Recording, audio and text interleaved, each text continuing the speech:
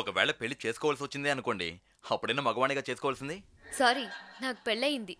అన్నయ్య, ఆ రోజు నువ్వు శాపమేట అన్నావు కదా, అట్టాగే అమ్మాయికి ఇప్పుడు పెళ్ళి అయిపోయింది. అపార్థం చేసుకున్నారు. నేను డాక్టర్ని. I married to my profession. విన్నావా, ఎవరో ప్రొఫెసర్ని చేసుకుందంట. ఎస్, నా వృత్తే నాకు భర్త. నీ వృత్తే నీకు భర్త? ఆ మాటకు అర్థం ఏంటి? ఇంటి చాకరంతా నువ్వు చేయాలని. టీవీలోనే ఆ మాట అందంటే నీ పెళ్ళంతో మాత్రం చెప్పకుండా ఉంటుందా? ఈ స్టెథోస్కోప్ ఉందే, ఇదే నా తాళి. ఎప్పుడు నా మెళ్ళలోనే ఉంటుంది. స్టెథోస్కోపే తాళి. What a brilliant answer. అది సరే, స్టెథోస్కోప్ తాళి మెళ్ళలో ఉంటుంది, మరి థర్మామీటర్ నోట్లో పెట్టుకుంటది. రేయ్, నీ పెళ్ళం ఓ చిన్న పిల్ల, నువ్వు తన చేతిలో ఓ బొమ్మవి. పిల్ల చేతికి బొమ్మిస్తే ఏం చేస్తుంది?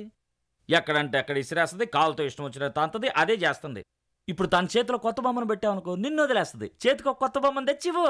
ఏంటి కొత్త బొమ్మ అంటే? ఆయన పెళ్ళానికి ఇంకో పెళ్లి చేయమంటా? ఉండరా, ఈడొక మందు బాబు. నేనేమంటున్నాను, నువ్వేమంటున్నావు?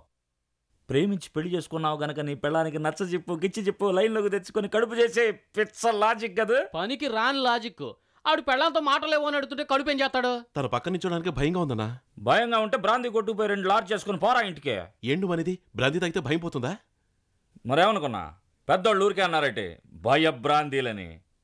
మల్లెపూలు తీసుకెళ్ళు, అల్వా తీసుకెళ్ళు, బయలుదేరు. సూపర్ ఐడియా అన్నా. వెళ్తా. ఏంటన్నా, ఆయన పోయి 2 లాడ్జీలు ఏమన్నావు? ఉగ్గుకి నీడేస్తేనే ఊపిరాడదే.